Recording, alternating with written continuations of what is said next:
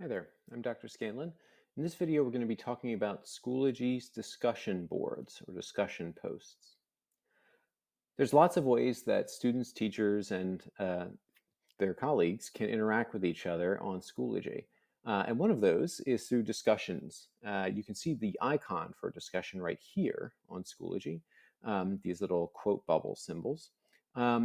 These are used primarily in classes, but they can also be found in groups, Schoology groups, which are sort of like clubs and organization pages. So this will primarily be information you'll need for your classes, but you'll see discussions in other places on Schoology as well. When you click on a discussion, you will see all of the criteria that you would expect from an assignment right at the start. So it gives you the due date, it gives you the name of the assignment, it gives you the actual questions that people are discussing or the instructions, and then it tells you a little bit about when it was posted. When you go into a discussion, teachers can set the discussions so that you will either be able to see everything that everyone else has posted before you post, or that it will hide what everybody else has posted until you post something. And there's different reasons why teachers might use both of those different styles.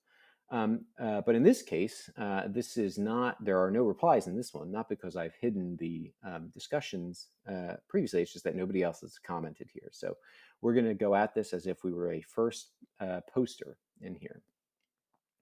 As we write, it's good to remember we should always use proper grammar, proper spelling, punctuation. We shouldn't be typing the way that we might type over social media because this is a professional setting and we want to try to keep things professional. So we have our two very professional questions. What is your least favorite and what is your most favorite pizza topping?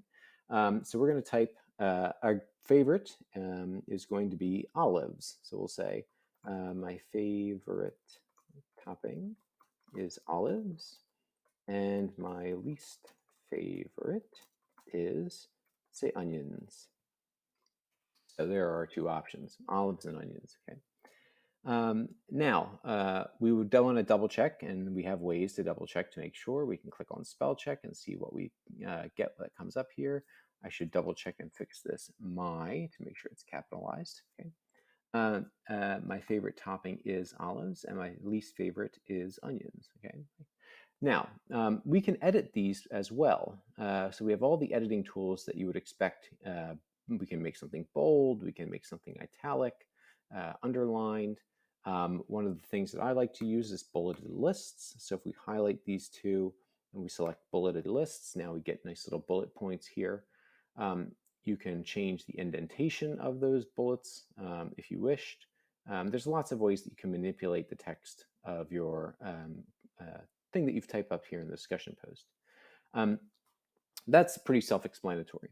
One that's a little more interesting is the insert feature here, where you can insert either a link or a symbol or an equation. So if you're doing something for math, you can still do something with the discussion posts. And you can also insert materials to a discussion post by clicking these icons below your writing area. So if you click here, you can upload a file and you'll get a little prompt to upload a file. If you click here, you can get a chance to upload a link. You can upload a resource. Everybody on Schoology has a special resource area where they can pre-upload things and then select from. Or you could upload an audio or video recording. So if a teacher was to ask a prompt, for instance, in a world language class that said, talk to me about your weekend in Spanish, upload a recording of your response, you could do that. And then after it was posted, you'd be able to look at everybody else's responses as well. But we're not going to upload anything for this post. We're just going to make sure that it says everything that we wanted to say, and then we'll click post. And so now we have the first post here in this discussion board.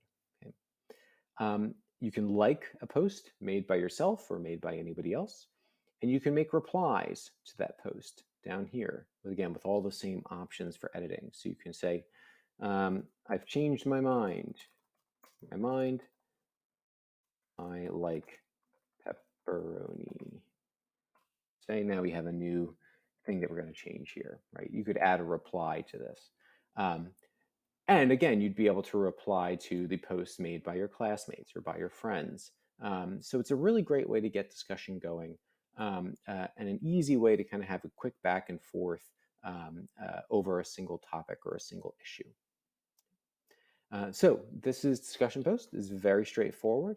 The only thing I would recommend is make sure when you are working on a discussion, you make sure that you know whether it's graded or ungraded.